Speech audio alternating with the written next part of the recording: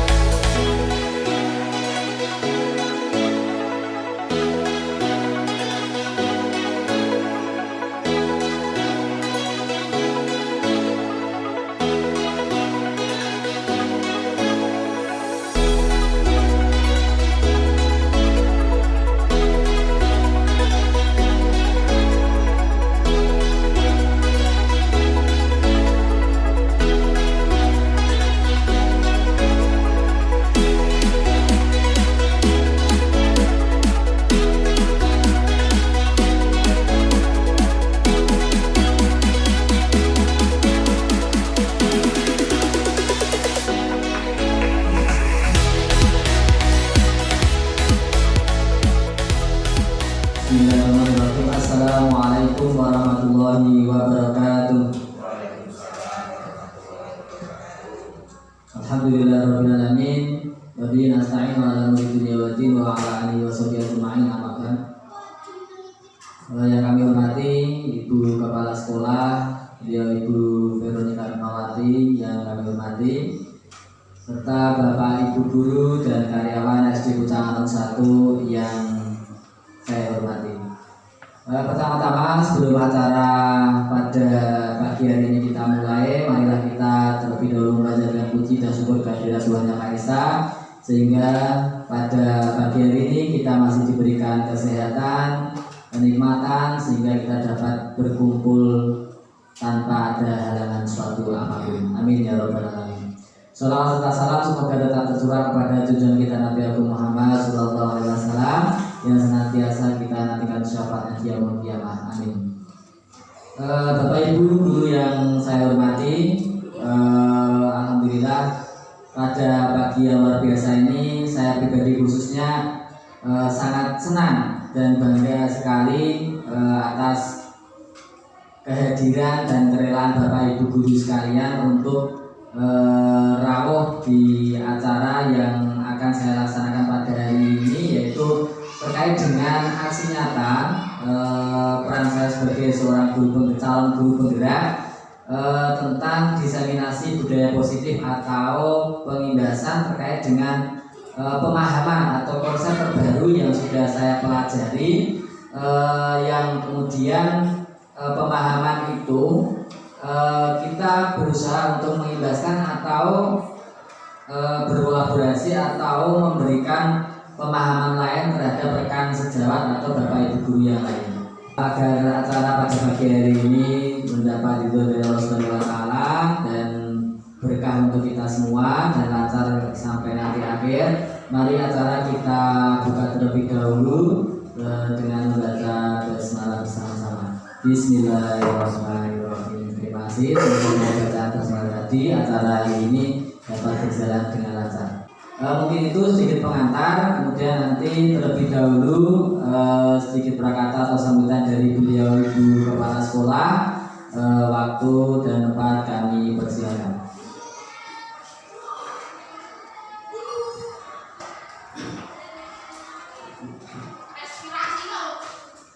Terima kasih waktu yang diberikan pada diri kami. Yang kami hormati kasih Mas Suparto selaku narasumber dalam kegiatan sosialisasi aksi nyata diseminasi budaya positif, dan Bapak Ibu Guru SD Pucangan 1 selaku peserta. Terima kasih karena kesediaan dari Bapak Ibu Guru semua dalam mengikuti kegiatan ini. Pada kegiatan ini kita nanti akan mendapat ilmu baru.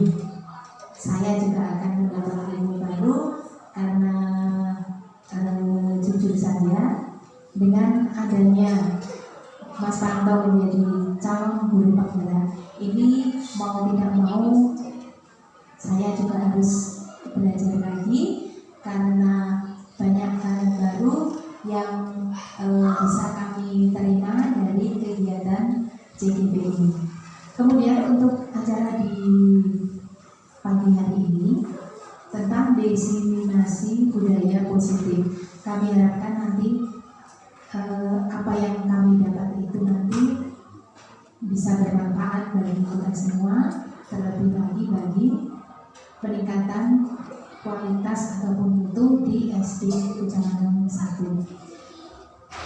Kami juga berharap nanti Mas Panto selaku narasumber jangan pernah bosan untuk menyampaikan apa yang sudah diterima untuk berbagi dengan Bapak Ibu Guru semua di SD ini, dengan harapan meskipun Bapak Ibu Guru nanti belum ikut sebagai CGP, tetapi bisa menerima transfer ilmu dari Mas Panto. Jadi misalkan nanti Bapak Ibu Guru itu ada yang mengikuti CGP di angkatan selanjutnya, Bapak Ibu Guru nanti sudah tidak kaget lagi dan sudah ada sedikit bekal dalam mengikuti kegiatan CGP.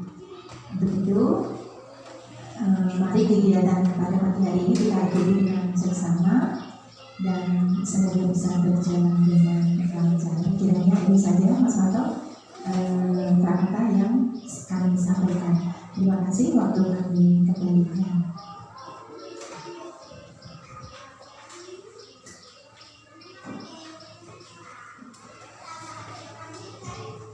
Baik, terima kasih. Kami aturkan terima kasih luar biasa kepada Ibu Kepala Sekolah yang sudah memberikan pendidikan khususnya kepada saya pribadi dan juga untuk Bapak Ibu sekalian. Motivasi yang luar biasa yang saya rasakan dari keluarga Pucangan 1. Baik Bapak Ibu sekalian yang saya hormati, sebelum nanti saya memaparkan atau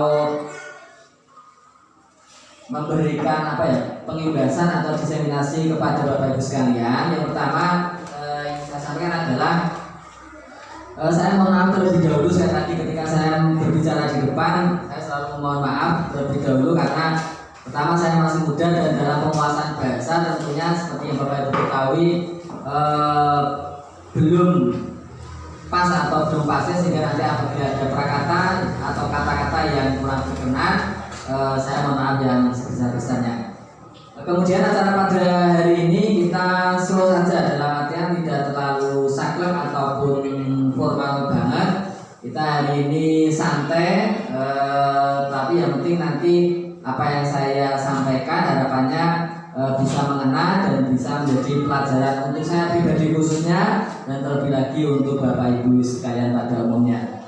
Baik Bapak Ibu sekalian, pada hari ini saya akan mengibaskan atau melakukan diseminasi atau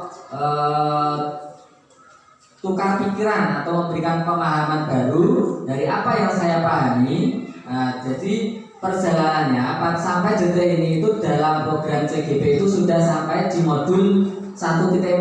Jadi modul itu kan ada 3, modul 1, modul 2, modul 3. Nah di modul 1 ini ada 4 submodul, yaitu modul 1.1, 1.2 sampai 1.4. Nah alhamdulillah sampai hari kemarin saya melaksanakan proses atau ujian akhir tes modul sudah terlaksana, berarti sudah berakhir modul 1.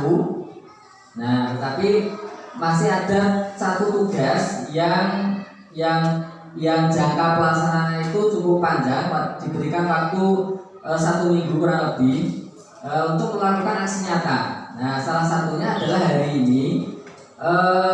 Aksi nyatanya ada 2. Yang pertama adalah melakukan praktik langsung terkait disiplin positif yang sudah kami pelajari. Nah, kemarin sudah saya laksanakan di kelas 4. Jadi mohon maaf Pak Gianto selaku wali kelas 4. Kemarin saya praktek di kelas untuk sebentar. Jadi yang saya gunakan praktek itu kebanyakan kelas 4. Karena di kurikulum Merdeka itu baru kelas 1 dan 4, sehingga kalau kelas 1 mungkin agak sulit sehingga saya kebanyakan menggunakan di kelas 4. Nah, jadi dari perjalanan awal sampai hari ini itu kurang lebih seperti itu yang kami laksanakan secara CGP. Nah, mungkin Bapak Ibu guru mungkin setelah saya mungkin ada generasi berikutnya yang berminat untuk mengikuti program CGP. Atau betul? Lagi atau betul? Saya kenal itu. Pak Kino. Ya. Jadi Pak Kino itu saya tahu mungkin sakit kepala sekolah Jadi Bapak Ibu sekalian, kita akan mulai langsung ke materi. Jadi dalam aksi nyata ini saya akan memberikan sedikit pemaparan yang semoga bisa menjadi pembelajaran bagi kita semua terkait dengan pemahaman saya selama mengikuti program CGP yang kurang lebih sudah terlaksana hampir 2 bulan. Nah, terkait dengan pemahaman dan pengalaman mengenai penerapan konsep-konsep inti dari budaya positif. Jadi budaya positif itu apa? Nah, budaya positif itu kalau kita melihat sekilas terdiri dari 2 kata, budaya dan positif. Budaya itu menurut panjangan apa? Budaya. Kira-kira apa? Pembiasaan, knowledge, budaya, pembiasaan, keteraturan. Kalau positif berarti yang baik. Berarti budaya positif itu bisa dibilang adalah pembiasaan hal-hal yang baik. Nah, itu yang akan kita mencoba untuk menerapkan di sekolah kita. Kemudian, nah, dari konsep budaya positif itu ada 7 hal yang akan kita pelajari, yaitu terdiri dari perubahan paradigma belajar. Ini terkait dengan pandangan kita terkait pendidikan dan pembelajaran, kemudian disiplin positif, kemudian motivasi perilaku manusia, kemudian kebutuhan dasar manusia, posisi kontrol, keyakinan kelas, dan segitiga restitusi. Nah, tetapi sebelum saya masuk ke materi, sebenarnya saya mohon maaf jika nanti apa yang saya sampaikan itu ternyata ada beberapa yang kontra dengan apa yang kita lakukan dalam keseharian. Ini pun juga sempat saya rasakan ketika saya mengikuti pendidikan ini. Ternyata kok teori terbaru itu banyak yang kok gini ya, kok kadang tidak sesuai atau kurang serg dengan pemikiran kita atau apa yang kita lakukan dalam keseharian kita. Itu yang saya rasakan dan saya jalani pada awal-awal. Yang pertama, kita akan masuk tentang perubahan paradigma belajar. Nah, tapi sebelum kita ke materi awal, saya ingin tahu dulu. Nah, sebelum saya ingin tahu dulu, ingin menggali dari Bapak Ibu guru sekalian terkait dengan 4 pertanyaan yang ada di depan. Kalau dalam sesi hari ini tidak diskusi, hanya mungkin pertanyaan-pertanyaan yang membutuhkan evaluasi dari Bapak Ibu sekalian. Yang pertama, pemberian hukuman. Pertanyaan adalah apakah Bapak Ibu sekalian itu setuju atau tidak dengan pernyataan 4 ini. Yang pertama, pemberian hukuman itu dapat mendisiplinkan murid. Nah, ini kita harus bicara hukuman. Jadi ada 2 poin, hukuman dan hadiah. Yang pertama, apakah pemberian hukuman itu menurut Bapak Ibu sekalian itu bisa mendisiplinkan murid? Kira-kira pernyataan itu setuju atau benar? Ibu kepala lain, kira-kira setuju atau benar? Tidak setuju. Tidak setuju. Nah, yang sudah dewasa guru kelas 6, Patris kurang setuju. Jadi guru yang kelas bawah Bismi tidak setuju.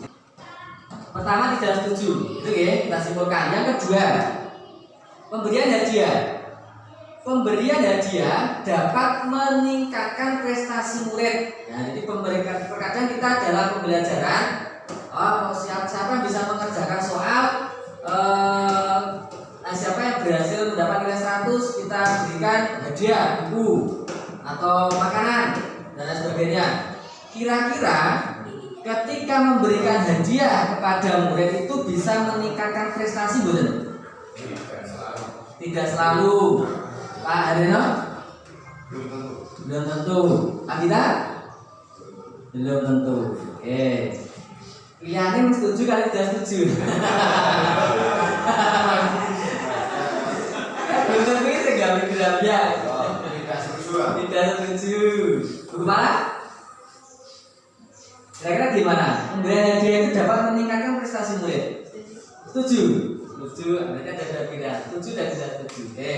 Kita lihat yang ketiga. Guru harus mampu memberikan solusi terhadap murid yang bermasalah. Nah, jadi terkadang tidak hanya di tingkat atas tapi di tingkat dasar pun terkadang ada siswa yang saling ejek, ada saling mengolok dan sebagainya. Nah, kita sebagai posisi kita sebagai pendidik atau guru, kira-kira sepakat tidak bahwa kita itu harus mampu memberikan solusi terhadap murid-murid kita yang bermasalah. Mbak Vino? Setuju? Wah, ini luar biasa. Setuju berarti kita harus bisa memberikan solusi, ya? Pak Jarno? Setuju. Nah ini setuju. Saya juga di awal setuju. Yang keempat, terakhir, guru berperan sebagai teman bagi murid. Kira-kira setuju betul? Setuju. Oke. Baik, ini akan kita bahas di pertanyaan ini kita bahas terkait dengan materi kita. Yang pertama, terkait dengan perubahan paradigma belajar. Dari perubahan paradigma terkait dengan pendidikan itu ada dua, yaitu pendidikan pada zaman kolonial dan paradigma pendidikan yang baru.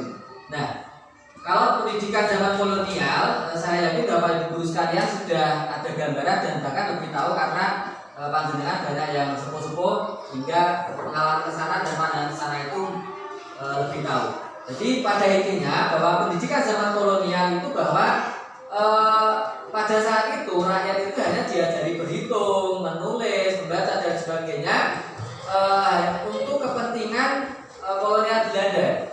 Jadi pendidikan pada zaman kolonial itu lebih diorientasikan untuk kebutuhan sehari-hari, bukan untuk kesuksesan mereka, karena mereka takut. Jadi zaman kolonial Belanda itu Belanda takut kalau muridnya itu menjadi sukses sehingga akan melampaui atau memberontak Belanda. Berarti gambarnya seperti itu. Nah, kalau di paradigma baru di pendidikan sekarang ini itu yang digagas atau dicanangkan atau digalakkan itu adalah pendidikan yang berpusat kepada murid, yaitu bagaimana murid itu bisa mencapai kebahagiaan lahir dan batin yang setinggi-tingginya. Jadi orientasi pendidikan sekarang itu adalah kepentingan atau dikhususkan untuk murid dan murid. Sehingga tujuan pendidikan itu adalah untuk perkembangan dan kesuksesan murid. Itu paradigma yang baru. Nah, Bapak Ibu sekalian, jadi pada intinya bahwa dalam pendidikan paradigma baru, pembelajaran yang dilakukan itu berorientasi pada penguatan kompetensi dan pengembangan karakter yang sesuai dengan nilai-nilai karakter dengan nilai-nilai Pancasila. Itu orientasinya. Kemudian bahwa pembelajaran paradigma baru itu memastikan praktik pembelajaran yang berpusat pada murid atau yang berpihak pada murid atau yang kita kenal sejak di kurikulum 2013 kemarin itu adalah teacher center, student center. Jadi pembelajaran yang berpusat pada murid, bukan teacher center atau pembelajaran yang berpusat pada guru. Jadi bahwa pembelajaran dilakukan itu yang mana setiap murid itu belajar sesuai dengan kebutuhan dan tahap perkembangan untuk mewujudkan profil pelajar Pancasila. Jadi orientasi pendidikan saat ini adalah bagaimana menanamkan karakter ini profil pelajar Pancasila. Itu orientasi akhir yang diharapkan dari proses pendidikan saat ini. Nah, profil pelajar Pancasila itu apa saja? Kemarin sudah sempat kita singgung di pertemuan sebelumnya bahwa profil pelajar Pancasila itu ada 6 kemarin. Yang pertama apa? Berakhlak, beriman, bertakwa kepada Tuhan Yang Maha Esa dan berakhlak mulia. Ini yang pertama. Kemudian yang kedua mandiri, bernalar kritis, kemudian kreatif, gotong royong, dan berkebinekaan global. Ini adalah orientasi pendidikan kita bagaimana menanamkan atau mewujudkan profil pelajar Pancasila. Nah, berikutnya materi yang kedua adalah terkait dengan disiplin positif. Kalau tadi budaya positif, kalau yang ke saat ini adalah tentang disiplin positif. Nah, ketika kita mendengar kata disiplin, coba kita gali bersama, kita pahami bersama. Menurut panjenengan sedoyo, apa makna disiplin? Karena apa disiplin? Sesuai dengan kebutuhan masing-masing. Tepat waktu. Oke, ketika kita mendengarkan kata disiplin, yang terbesit di benak kita apa? Pak Tris. Disiplin. Sebenarnya disiplin apa? Peraturan, tata tertib, seragam, di sini tertib, dunia menaati peraturan. Betul, semuanya betul. Jadi pada intinya bahwa disiplin positif itu merupakan unsur utama dalam budaya positif. Jadi bagaimana kita mendisiplinkan murid atau mendisiplinkan siswa. Nah, yang menjadi titik utama atau pokok dari disiplin itu adalah satu, tata tertib, kemudian teratur. Nah, ini adalah kepatuhan atau ketaatan terhadap peraturan. Jadi ketika kita mengaitkan kata disiplin itu berarti ada kepatuhan atau ketaatan terhadap apa? Terhadap peraturan yang diberlakukan.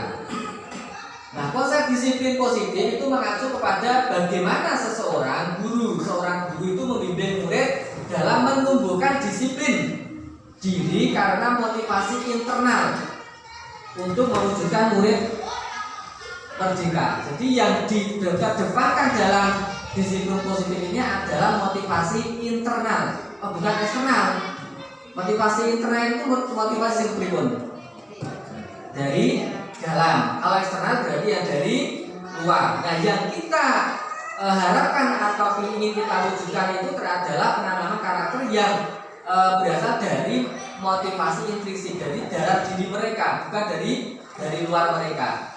Jadi karena kalau dari dalam itu berarti atas kesadaran siswa, bukan karena mereka ada aturan, bukan karena ada hukuman, bukan karena ada dia, tapi karena pembiasaan yang ada dalam diri siswa sehingga mereka sadar untuk melakukan perbuatan hal yang positif. Nah, tugas kita sebagai pendidik apa?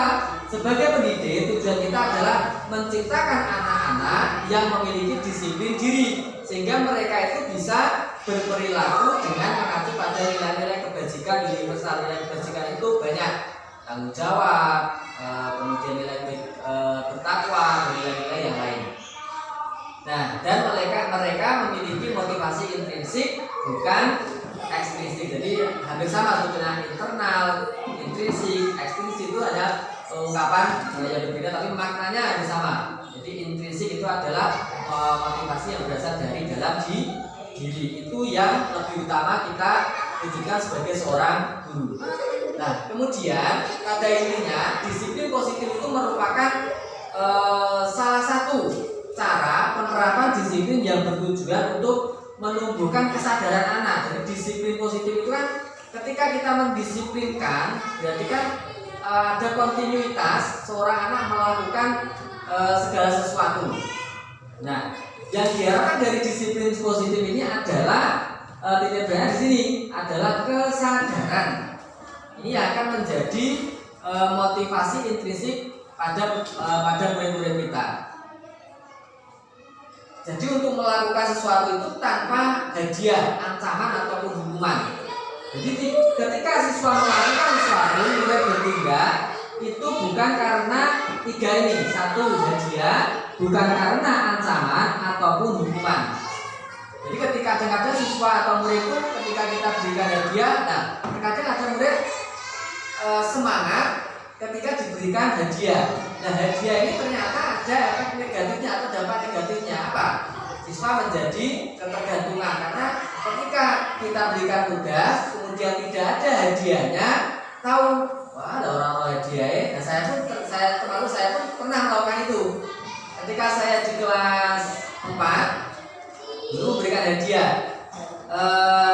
Ketika memberikan hadiah itu mereka semangat dan termotivasi sekali untuk melakukan tugas yang saya berikan. Tapi ternyata ketika tidak ada hadiah, nah pada waktu itu, nah ternyata biasa-biasa mawon greget atau motivasi anak itu kurang.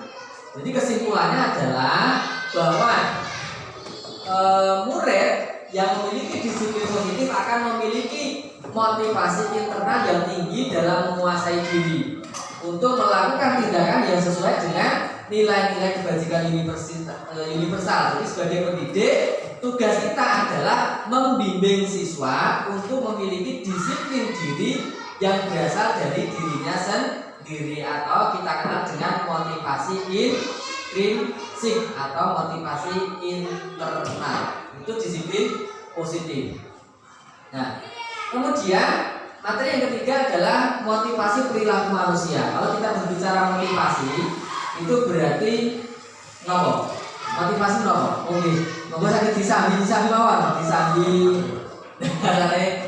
Salah tadi, disambi Mbak Dina sakit disambi Mbak. Mungkin nek jenengan serius anu mirenge kula ndak ini ngatur. Disambi. Diselake aku disambi. Diselake mboten sketsa.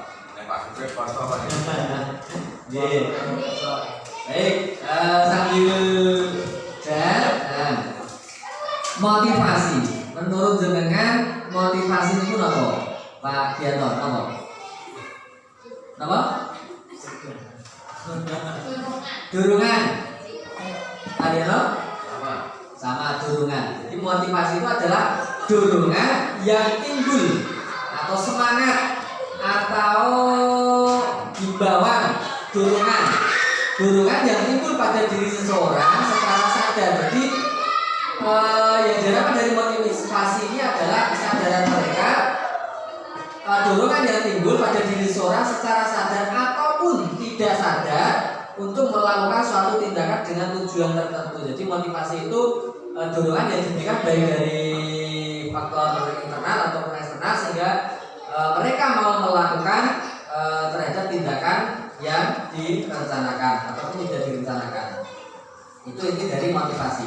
Dan ada satu penelitian atau pemikiran atau gagasan dari salah satu tokoh penggagas yaitu Dian Dawson dalam bukunya Restructuring School Discipline.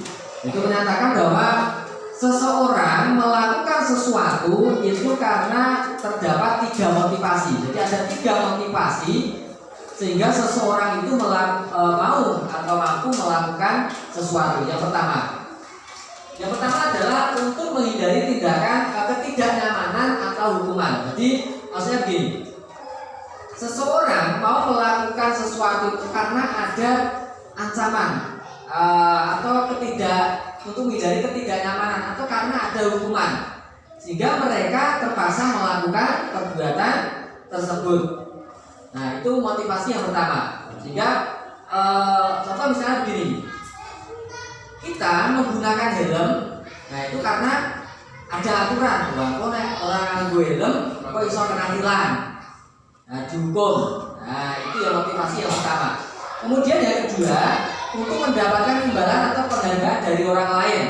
Nah, jadi terkadang seseorang itu mau melakukan sesuatu itu karena ada imbalan, ada hadiah, atau ada diberikan penghargaan dari orang lain. Itu motivasi yang kedua. Kemudian yang ketiga, untuk menjadi orang yang mereka inginkan dan menghargai diri sendiri dengan nilai-nilai yang mereka yakini atau mereka percayai. Jadi ini motivasi dari dalam diri mereka. Jadi karena kesadaran diri dari seseorang untuk melakukan. Nah itu poin yang ketiga. Nah sekarang pertanyaannya, menurut Bapak Ibu sekalian, dari poin 1, 2, 3 atau motivasi 1, 2, 3 kita analisis coba.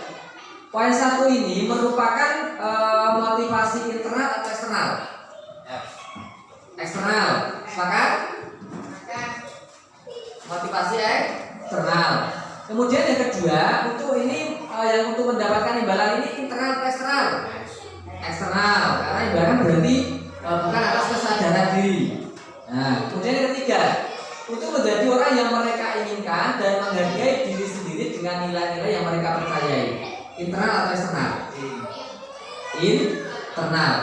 Kita lihat nanti di berikutnya. Nah, ini kesimpulan dari 3 tadi. Jadi poin 1, 2 betul tadi. Jadi poin 1, 2 itu merupakan faktor ekstrinsik atau eksternal. Jadi motivasi yang berasal dari luar diri. Yang pertama, murid melakukan disiplin diri karena takut hukuman atau menghindari hukuman. Nah, ini jadi faktor eksternalnya atau ekstrinsiknya adalah karena adanya hukuman. Yang kedua, murid melakukan disiplin diri dikarenakan ingin mendapatkan imbalan seperti hadiah atau pujian dari Bapak Ibu guru atau dari orang lain. Kemudian yang ketiga, nah ini yang ketiga tadi adalah termasuk motivasi intrinsik atau motivasi yang berasal dari dalam diri, yaitu dimana menghargai nilai-nilai kebajikan dari sendiri. Jadi mereka sadar bahwa mereka melakukan itu karena ada nilai-nilai yang baik.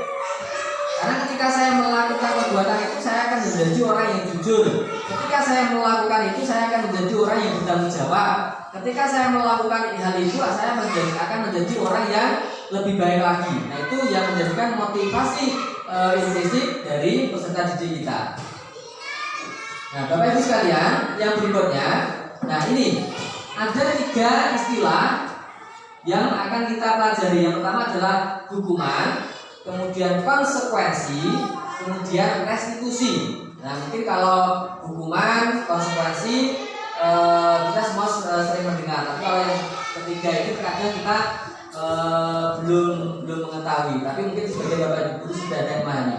Yang pertama hukuman. Jadi hukuman itu tidak terencana, bersifat satu arah, bisa berupa hukuman fisik, psikis atau kata-kata kasar.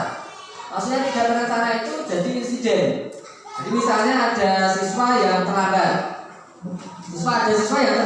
ke kelas atau mengikuti pelajaran misalnya. Nah, kalau itu pemberian tindakannya dengan hukuman, nah berarti kamu terlambat sekolah, kamu terlambat datang ke sekolah dan masuk kelas, kamu harus hapus 10 kali, kamu harus begini-begini. Nah, itu pemberian hukuman secara tidak terencana, jadi langsung ketika insiden terjadi. Kemudian yang kedua, konsekuensi ini bersifat terencana, sudah disepakati. Nah, misalnya begini, kita membuat kesepakatan kelas atau aturan kelas. Siapa yang tidak, nah ini saya pun juga pernah melakukan. Siapa yang tidak membawa buku harus ambil pulang. Nah, itu namanya konsekuensi. Ternyata saya juga pernah melaksanakannya. Atau yang penting itu adalah sudah disepakati. Siapa yang tidak mengerjakan PR harus begini. Nah, itu namanya konsekuensi. Jadi sudah terencana dan sudah disepakati oleh pihak guru atau sekolah. Nah, yang ketiga adalah restitusi. Restitusi itu adalah proses menciptakan kondisi bagi murid untuk memperbaiki kesalahan mereka. Nah, sehingga mereka bisa kembali pada kelompok mereka dengan karakter yang lebih kuat. Jadi penanganan terhadap sebuah masalah atau problem ketika menggunakan restitusi itu adalah berupa pertanyaan-pertanyaan. Jadi pertanyaan-pertanyaan yang membimbing mereka untuk satu, menyadari kesalahan mereka, dua,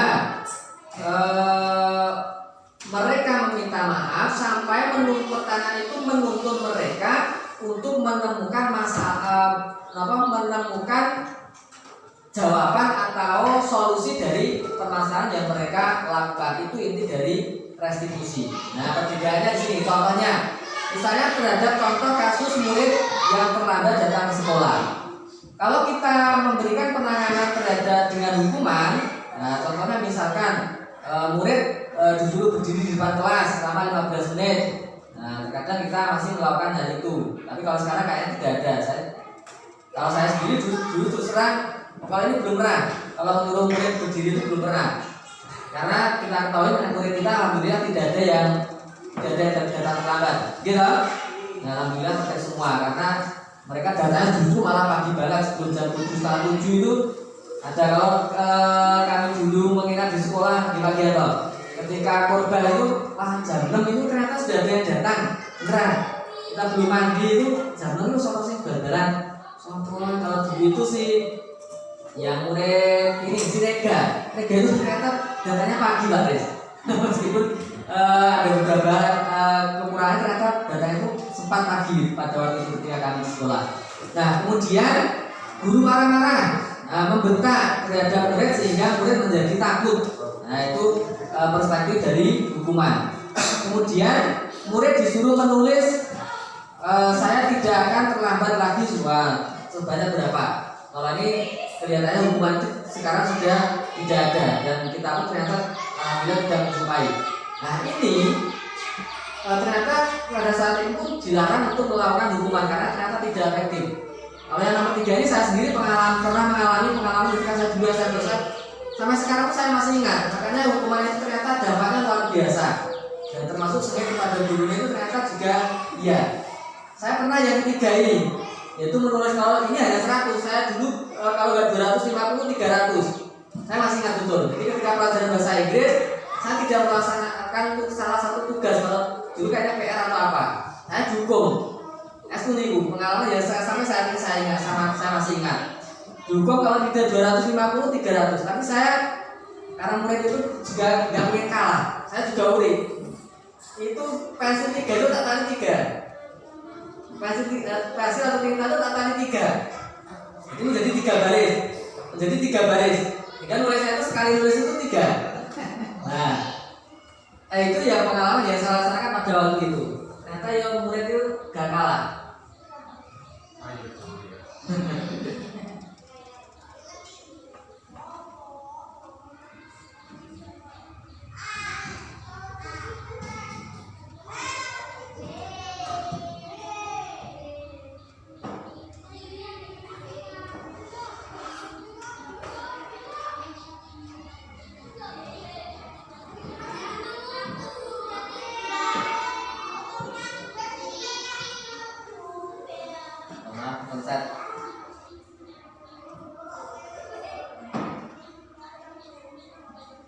Kita tadi sudah sampai di ini. Kemudian konsekuensi. Ketika kita memberikan konsekuensi, maka yang kita lakukan adalah guru memberikan konsekuensi untuk tetap berada di kelas selama jam istirahat berlangsung. Nah, ini tidak terlalu memberatkan karena sudah menjadi kesepakatan. Siapa yang tidak masuk kelas maka nanti siapa yang terlambat masuk kelas maka nanti ketika jam tidak boleh istirahat. Nah, itu adalah konsekuensi. Kemudian guru tegas dan siswa menghormati peraturan. Kenapa menghormati? Karena sadar bahwa itu bukan hukuman, karena itu sudah menjadi kesepakatan bersama. Sehingga tidak akan memberikan protes atau tidak suka atau dendam kepada guru. Karena apa? Karena itu sudah menjadi kesepakatan bahwa siapa yang tidak mengerjakan tugas harus begini, siapa yang terlambat datang sekolah harus begini. Itu konsekuensi. Kemudian yang ketiga adalah restitusi, yaitu guru menanyakan keyakinan kelas dan dirinya, kemudian guru membantu siswa menyelesaikan masalahnya yang saya katakan di depan tadi. Bagaimana ketika kita melakukan restitusi itu adalah dengan membangun siswa, pengetahuan siswa dengan pertanyaan-pertanyaan sampai dia menyadari kesalahan, sampai dia menemukan solusi terhadap permasalahan yang dialami. Kemudian yang kedua adalah guru terbuka dan siswa menghormati dirinya dan orang lain. Ini terjadi kolaborasi atau komunikasi antara guru dan siswa. Kemudian berikutnya, nah penerapannya dari ketiga motivasi perilaku manusia, dari 3 motivasi itu disiplin positif yang harus ditanamkan dalam murid-murid adalah motivasi yang nomor 3, yaitu yang nomor 3, yaitu motivasi intrisi yang bisa berdampak dalam jangka panjang. Nah, itu Bapak Ibu sekalian terkait dengan motivasi manusia. Kemudian yang berikutnya yang keempat adalah kebutuhan dasar manusia. Artinya apa? Artinya bahwa kita sebagai manusia itu dimanapun berada pasti tidak terlepas dari kebutuhan-kebutuhan yang kita inginkan. Terus betul. Jadi kita membutuhkan kebutuhan-kebutuhan apa saja. Nah, kebutuhan dasar manusia, kalau ini adalah berdasarkan teori kontrol, menyatakan bahwa perilaku manusia, jadi kita berperilaku berbuat itu memiliki tujuan. Dalam ruang lingkup sekolah, maka yang dimaksud perilaku siswa. Terkadang kita tidak menyadari bahwa perilaku yang dilakukan itu pasti memiliki alasan atau tujuan. Jadi terkadang siswa itu melakukan kesalahan itu pasti memiliki tujuan. Contoh misalnya ketika siswa melakukan misalnya loloan atau pertengkaran, kasus pertengkaran dan sebagainya, pasti mereka memiliki alasan, entah itu membela diri, entah itu jawaban atau tindakan yang mereka berikan kepada temannya. Jadi apa yang mereka lakukan termasuk kita pun ketika kita melawan sesuatu pasti ada dasarnya atau ada tujuan yang ingin kita capai. Nah, jadi perlu dipahami bahwa ketika siswa melakukan perilaku yang tidak baik, nah itu siswa memiliki kebutuhan dasar yang harus dipenuhi. Kebutuhan dasar yang harus dipenuhi. Apa saja kebutuhan dasar itu? Yang pertama adalah bertahan hidup. Nah, kalau ini pokok. Ini pokok. Yang pertama ini adalah kebutuhan pokok. Artinya bagaimana seseorang itu bisa bertahan hidup. Kalau dalam kehidupan sehari-hari kita, bertahan hidup itu ya yang pokok adalah sandang, pangan. Nah, itu kurang lebihnya tempat tinggal dan lain sebagainya. Nah, kebutuhan biologis yang pada utama di pokok satu ini adalah kebutuhan biologis. Kemudian yang kedua kasih sayang dan rasa diterima. Artinya apa? Ketika mereka melakukan sesuatu itu mereka ingin disayangi, ingin dikasihi, ingin diterima, merasa dirinya itu diakui. Nah, itu kebutuhan, jadi kebutuhan pengakuan, kebutuhan diterima, itu yang kedua. Yang ketiga penguasaan. Yang ketiga dalam penguasaan ini kebutuhan pengakuan atas kemampuan. Penguasaan itu bukan kekuasaan, jadi bukan kekuasaan, tapi penguasaan dari segi kompetensi, kemampuan. Nah, itu kompeten, kemampuan. Jadi bagaimana siswa itu butuh, saya itu mampu, saya itu bisa, saya itu memiliki kompeten. Nah, itu kebutuhan dasar manusia yang khususnya pada kesempatan ini adalah siswa. Kemudian yang ketiga adalah kebebasan. Maksud dari kebutuhan kebebasan itu adalah kebutuhan akan pilihan. Jadi bagaimana siswa atau kita sebagai manusia itu memiliki kebebasan untuk memilih, untuk menentukan. Nah, kita memiliki kebebasan. Oh, saya pengen ini, oh saya pengen begini, pengen seperti itu. Jadi mereka bebas menentukan dirinya mau seperti apa atau berperilaku seperti apa. Kemudian yang terakhir adalah kesenangan. Nah, kebutuhan yang kelima ini adalah kebutuhan kesenangan. Artinya apa? Mereka butuh situasi yang nyaman, kebahagiaan, kesenangan, sehingga ketika mereka melaksanakan sesuatu itu tidak dengan rasa yang grundel atau tidak mantap atau tidak senang. Itu kebutuhan dasar. Nah, Bapak Ibu sekalian, kemudian terkait dengan posisi kontrol. Nah, ini mungkin ungkapan baru bagi kita juga, termasuk saya pribadi pun juga pembelajaran baru. Nah, posisi kontrol, posisi itu berarti ya posisi atau keberadaan kita. Kontrol itu berarti pemegang kendali. Nah, kalau bis itu berarti sopir. Nah, kalau sekolah itu berarti kita. Pengontrol murid itu adalah kita, karena kita sopirnya dalam sekolah. Jadi Bapak Ibu sekalian, ada 5 posisi kontrol sebagai seorang guru. Yang pertama adalah tinggal. Yang pertama adalah penghukum. Nah, penghukum. Yang kedua, pembuat rasa bersalah. Yang ketiga, teman. Yang keempat, pemantau. 5, manajer. Nah, nanti akan kita pelajari sambil kita refleksi atau kita berkaca kira-kira di antara 5 posisi ini nanti kita berada di posisi yang mana. Nah, kira-kira seperti itu. Yang pertama adalah penghukum. Seperti apa karakteristik seorang posisi penghukum?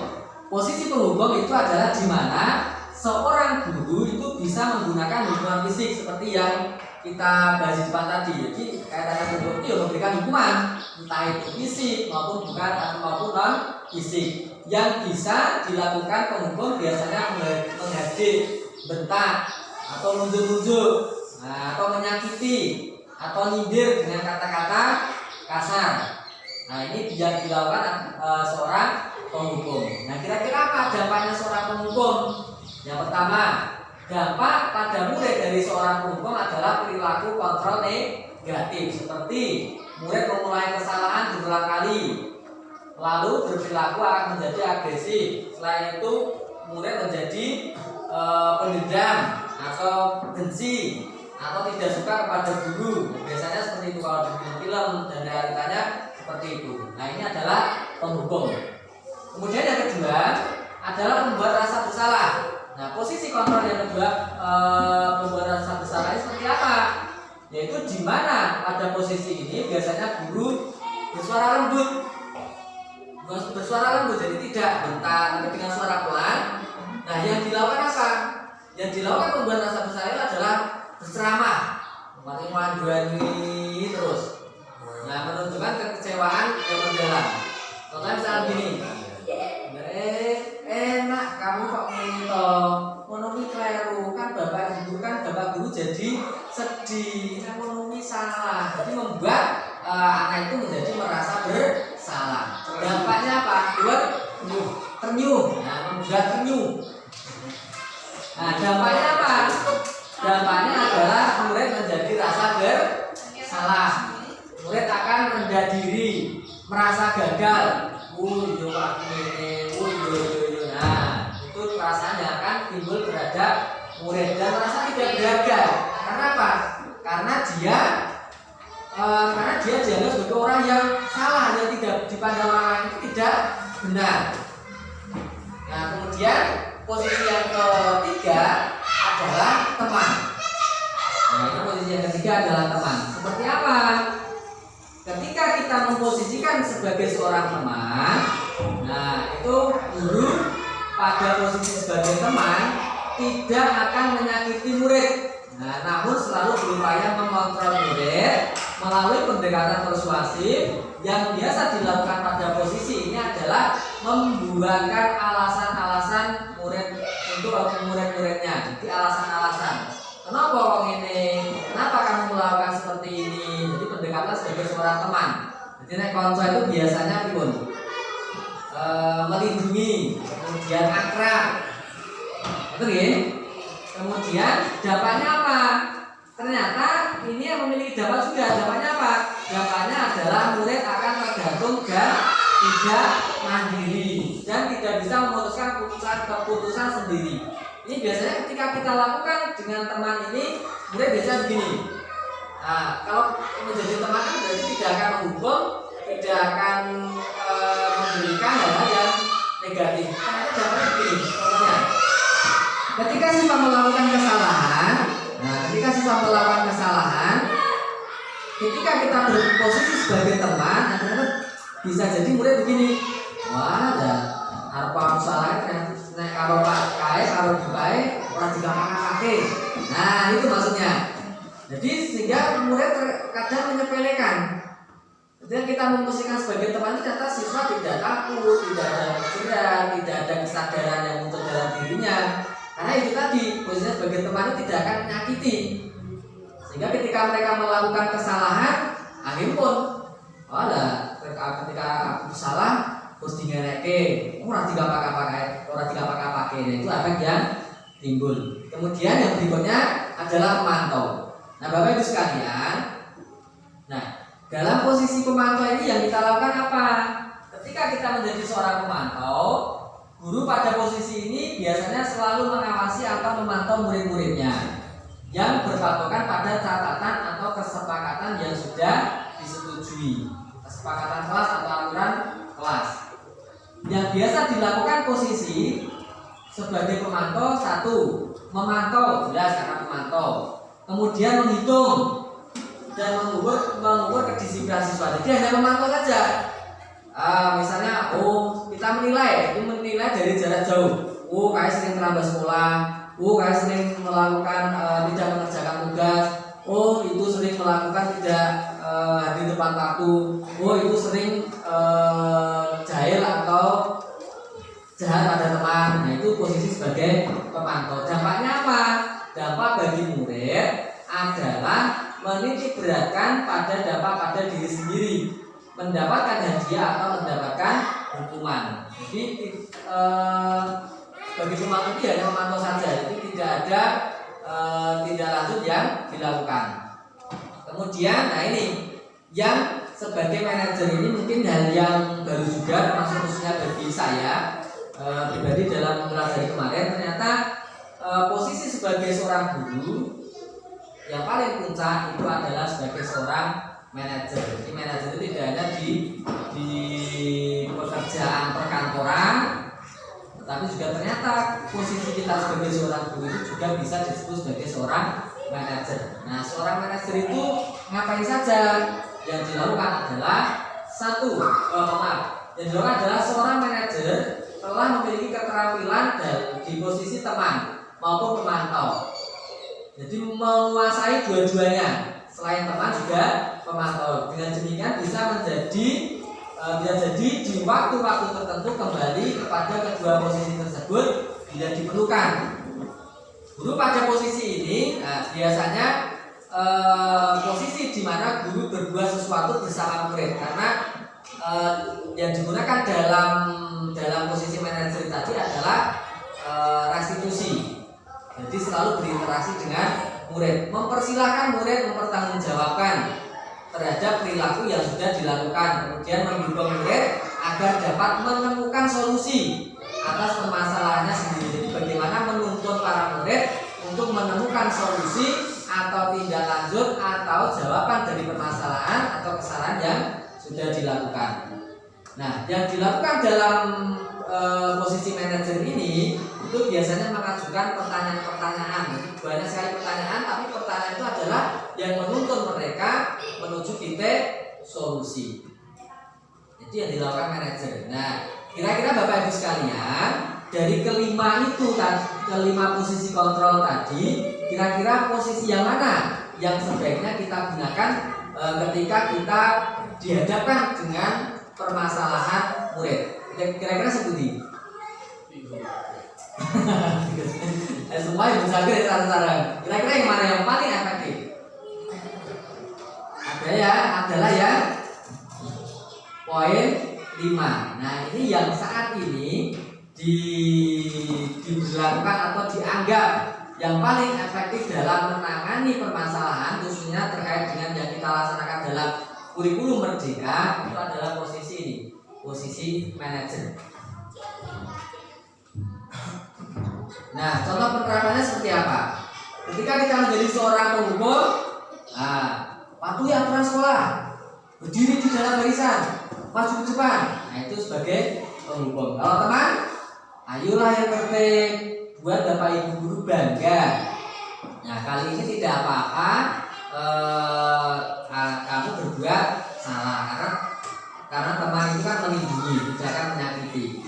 Kemudian kalau membuat rasa bersalah, berapa kali Bapak bilang sama kamu, Bapak kecewa sama kamu kok sudah diingatkan kok masih melakukan kesalahan terus. Wis dielingke kok yo engkel.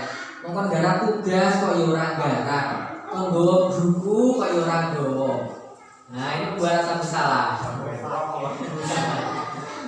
Kon go metro ora nggawa. Engkel. Jadi terus ini Mas Janoi, kemudian pemantau. Nah, kamu sudah melanggar apa peraturan sekolah dan konsekuensinya. Jadi kita lebih hanya menanyakan saja.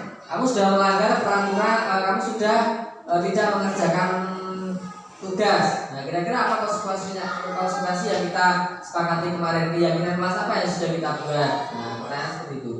Kemudian penerapan ketika posisi manajer adalah satu, apakah kamu tahu kesalahan kamu? Nah, disadarkan dulu, diyakinkan dulu. Jangan-jangan nanti siswa yang tahu, saya tidak salah Pak, saya tidak salah, pokoknya salah dia. Nah, kita mencoba mengklarifikasi. Kemudian kira-kira bagaimana cara kamu memperbaiki kesalahan kamu? Ini beberapa pertanyaan yang bisa digunakan untuk membangun mereka menemukan permasalahan dan mencari solusi terhadap permasalahan yang mereka hadapi. Ini posisi sebagai manajer. Nah, dari kelima posisi kontrol tersebut, apabila kita menginginkan murid-murid, ini kesimpulannya adalah kedepannya menjadi manusia yang merdeka, mandiri, dan bertanggung jawab, dan tumbuh motivasi intrinsik. Nah, yang kita kedepankan adalah memunculkan atau menumbuhkan atau mewujudkan motivasi intrinsik dalam diri mereka. Maka kita perlu menerapkan restitusi yang dapat mengarahkan dan menjadikan murid kita seorang manajer bagi dirinya sendiri. Di dalam posisi kontrol manajer, murid oleh guru diajak mengevaluasi diri, bagaimana menjadi diri yang lebih baik, menganalisis kebutuhan dirinya dan menganalisis kebutuhan orang lain. Jadi di sini penekanannya adalah bukan pada kemampuan memberikan konsekuensi pada murid, tetapi bagaimana guru berkolaborasi dengan murid, bagaimana memperbaiki kesalahan yang ada. Nah, Bapak Ibu sekalian, itu materi terakhir terkait dengan posisi kontrol. Kemudian keyakinan kelas. Nah, ini juga bukan penemuan, tapi gagasan baru yang khususnya saya sendiri juga baru menemukan atau mendapatkan hal-hal yang baru dalam waktu-waktu ini, yaitu tentang keyakinan kelas. Tapi ini sebetulnya sudah kita buat, sudah kita terapkan, cuma istilahnya mungkin yang berbeda dan sedikit ada perubahan atau penekanan yang berbeda. Keyakinan kelas, kalau kita sekarang itu biasanya tata tertib kelas atau peraturan kelas atau kesepakatan kelas. Nah itu. Nah pertanyaannya, kenapa keyakinan kelas? Kenapa kok tidak peraturan? Kenapa kok tidak tata tertib? Nah itu yang menjadi pertanyaan bagi kita. Kenapa sekarang berubah istilahnya menjadi keyakinan kelas yang kita tanamkan khususnya di kurikulum Merdeka. Nah penerapannya begini. Mengapa kita memiliki aturan memakai helm pada saat naik kendaraan beroda 2? Nah itu kan aturan. Jadi kita memakai helm karena ada aturannya. Berkendara roda 2 harus menggunakan helm. Kenapa kita harus menggunakan sabuk pengaman ketika kita berkendara roda 4? Nah, karena memang aturannya ketika berkendara harus memakai sabuk pengaman. Nah, itu orientasi dari kenapa Pak memakai aturan. Nah, kenapa keyakinan kelas? Kenapa kok tidak peraturan kelas? Jawabannya adalah bahwa suatu keyakinan itu akan lebih memotivasi seseorang dari dalam atau memotivasi secara intrinsik. Jadi begini, keyakinan kelas, menggunakan kata-kata keyakinan itu berarti nilai-nilai apa yang dipercayai atau diyakini, sehingga mereka itu melakukannya karena atas dasar keyakinan atau nilai-nilai kebajikan yang mereka yakini. Itu. Seseorang akan lebih tergerak dan semangat untuk menjalankan keyakinannya daripada hanya sekedar mengikuti serangkaian peraturan.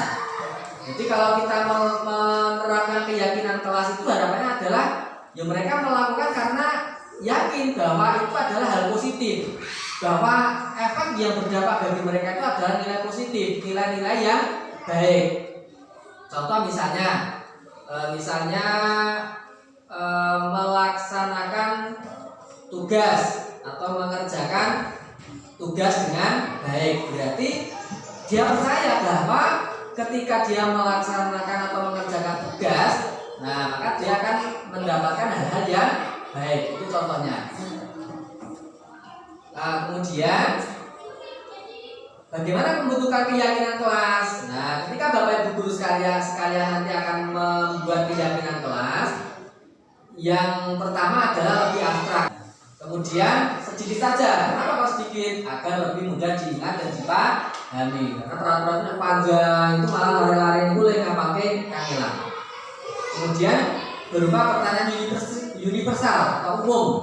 Mungkin lebih nyata, lebih mudah diterima daripada aturan. Karena aturan kan panjang, jelimet. Nah, tapi kalau keyakinan kelas itu siswa itu lebih mudah memahaminya. Mungkin itu yang dimaksud. Tadi sampai di nomor 4. Kemudian sesuai dengan kondisi kelas. Jadi keyakinan kelas yang kita buat itu kita sesuaikan dengan kondisi kelas. Jadi jangan sampai keyakinan yang kita buat itu susah dilaksanakan karena tidak sesuai dengan kondisi kelas kita. Kemudian dibuat dalam bentuk positif, artinya kalimat-kalimat yang kita gunakan itu adalah kalimat yang positif. Kemudian semua warga kelas dilibatkan pada saat pembuatan. Jadi pembuatan keyakinan kelas itu kita buat bersama siswa.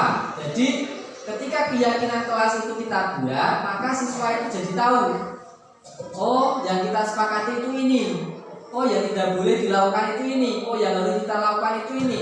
Sehingga ketika keyakinan kelas itu kita buat bersama dengan siswa, sehingga itu dimungkinkan kesadaran atau hal itu melakukan itu muncul dari dalam diri mereka.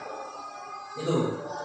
Kemudian, nah, Bapak Ibu sekalian, ini yang kemarin saya coba terapkan, saya coba praktekkan ketika saya di kelas 4 dalam membuat keyakinan kelas. Jadi yang pertama adalah berdiskusi tentang peraturan kelas. Jadi kita diskusi dulu, kita ajak murid kita untuk berdiskusi apa yang harus kita lakukan, apa yang harus kita sepakati. Nah itu kita nyang-nyangan. Nah kita diskusikan, kita lanjut dengan siswa. Kemudian yang kedua yang saya lakukan adalah merumuskan tentang peraturan kelas. Nah nanti dari usulan siswa, dari masukan siswa. Nah karena kan itu dari siswa dan untuk siswa. Maka yang kita lakukan adalah dari siswa itu.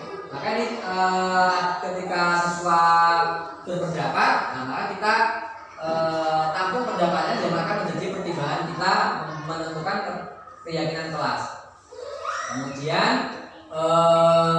peraturan ini yang nantinya akan kita jadikan sebagai acuan kita untuk membuat keyakinan kelas. Ini kita tulis, kemudian setelah kita rasakan sudah jadi, maka saya lakukan kemarin adalah menulis dalam sebuah lembar. Kemarin saya hanya menggunakan kertas biru saja, karena kalau mencetak ternyata waktunya tidak cukup.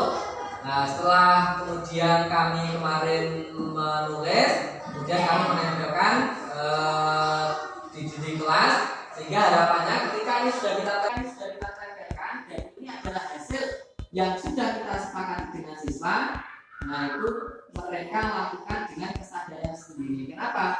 Karena keyakinan kelas itu kita buat bersama, untuk kita terapkan bersama dan kita patuhi bersama. Nah itu keyakinan kelas. Jadi ketika nanti sudah kita bersama itu kita tidak akan melanggar, karena seperti itu.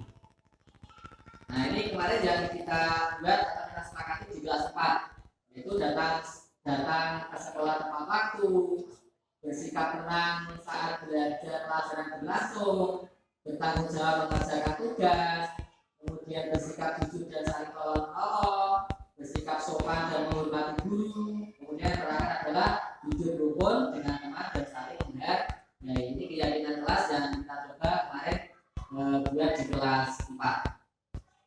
Nah ini yang terakhir, puncak materi adalah terkait dengan penerapan segitiga restitusi. Kalau ini mohon maaf nanti ketika saya menjelaskan, kalau ada yang salah tolong dibetulkan. Terkait dengan segitiga restitusi, ini adalah cara penanganan kita ketika kita berhadapan dengan murid yang bermasalah. Nah, cara penerapannya, cara penanganannya adalah kalau dalam ilmu merdeka satunya adalah dengan segitiga restitusi. Segitiga restitusi itu apa saja? Yang pertama tahapannya adalah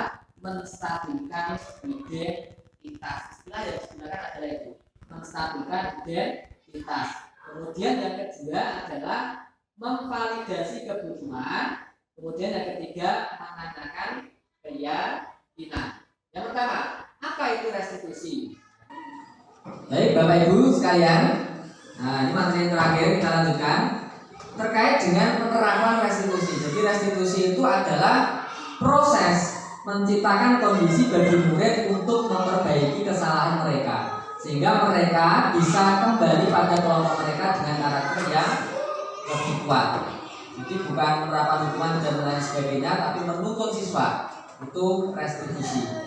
Ini yang saya jelaskan di depan tadi, tahapannya ada 3. Satu, menstabilkan identitas, yaitu dimana bahwa kita menyadarkan bahwa setiap orang itu pernah melakukan kesalahan.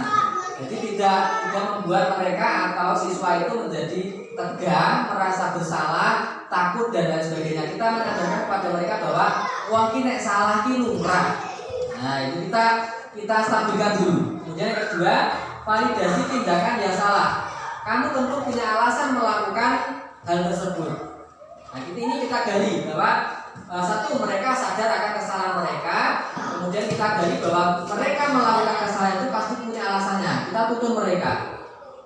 Kemudian yang ketiga, nah ini adalah tahap solusi. Kira-kira satu, keyakinan kelas apa yang sudah kita langgar, yang sudah kamu langgar. Kemudian ketika kamu melakukan pemecahan masalah, menemukan masalah, misalnya ketika kamu tidak terlambat sekolah, ketika kamu berhasil memperbaiki permasalahan kamu akan menjadi orang seperti apa. Nah ini menanyakan keyakinan sampai mereka menemukan solusi dari permasalahan mereka.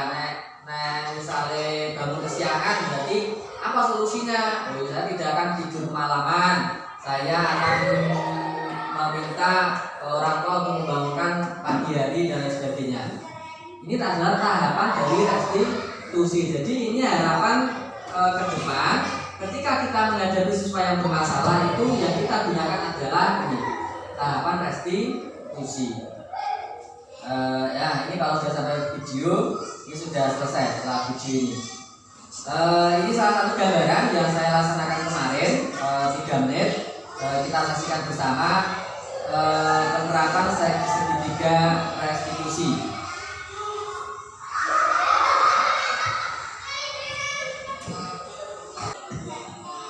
Nah, jadi yang pertama adalah menstabilkan identitas. Terlebih dahulu ketika kita berhadapan dengan siswa yang bermasalah.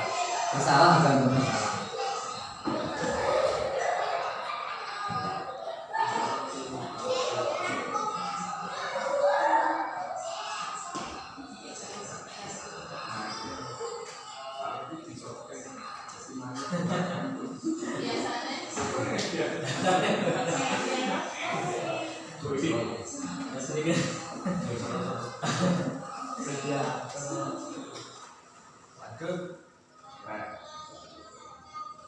Stabilkan identitas, kemudian kedua memvalidasi tindakan yang salah, kemudian yang ketiga saya lakukan adalah menanyakan keyakinan kelas, artinya keyakinan apa yang sudah dilanggar, kemudian membangun pertanyaan untuk mereka sendiri menemukan solusinya. Jadi solusi kemarin karena katanya datang kesiangan, maka solusinya tidak tidur malam-malam, kemudian akan meminta orang tua untuk membangunkan pagi hari. Itu kemarin yang kita sepakati untuk solusi dari permasalahan di kelas 4 salah satu siswa. Yang terakhir, kemarin juga ada tanggapan dari salah satu siswa murid yang dalam penerapan restitusi ini. Tanggapannya, nah ini mau di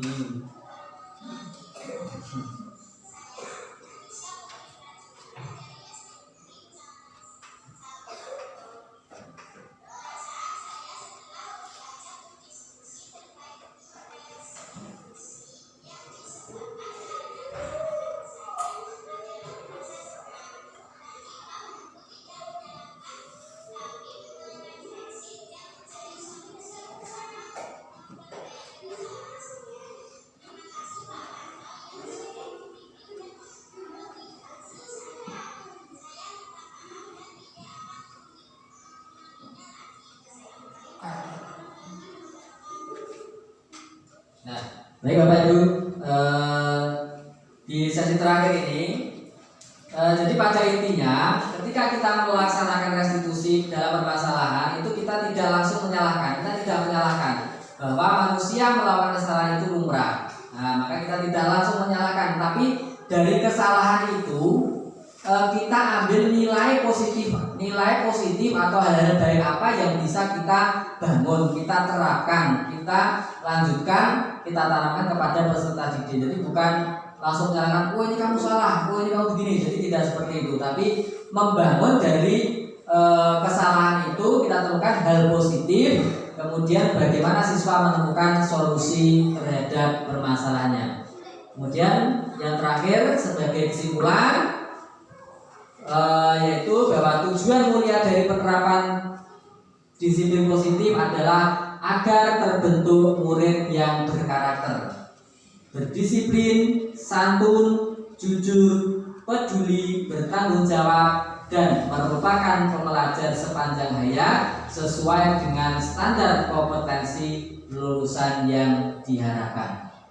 Itu adalah tujuan akhir dari penerapan disiplin positif atau budaya positif. Baik Bapak Ibu sekalian, akhirnya terima kasih. Bapak Ibu sekalian, materi sudah saya sampaikan semua, dan itu adalah beberapa hal yang saya pelajari ketika saya mengikuti guru penggarap kemarin, yang harapannya semoga apa yang saya sampaikan tadi sedikit memberikan gambaran pengetahuan bagi kita semua terkait dengan pengelolaan dan penerapan, yaitu pembelajaran dan lain sebagainya di SD Pucangan 1 ini. Dan harapan terakhir, semoga kita bisa menerapkan dan mengamalkan dalam keseharian kita sebagai guru. Semoga kita bisa menjadi seorang guru yang lebih baik dan selalu mewujudkan perubahan untuk pendidikan. Baik, mungkin itu Bapak Ibu sekalian, tibalah di penghujung acara atau sesi diseminasi budaya positif pada pagi siang hari ini. Sekali lagi saya mohon maaf sudah merepotkan Bapak Ibu guru sekalian, dan saya ucapkan terima kasih Bu Kepala Sekolah yang sudah memfasilitasi dan memotivasi saya. Juga tidak lupa kepada rekan-rekan Bapak Ibu guru sekalian dan karyawan yang sudah mendukung dan motivasi luar biasa.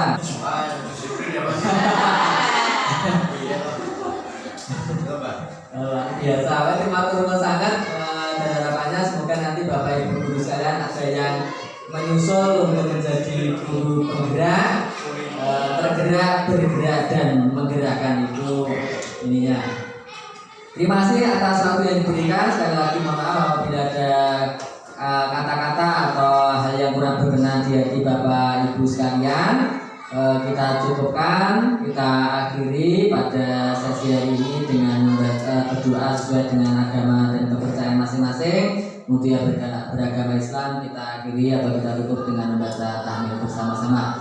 Alhamdulillahirabbil alamin. Terima kasih, ada kurang lebihnya mohon maaf. Wabillahi taufiq wal hidayah. Wassalamualaikum warahmatullahi wabarakatuh.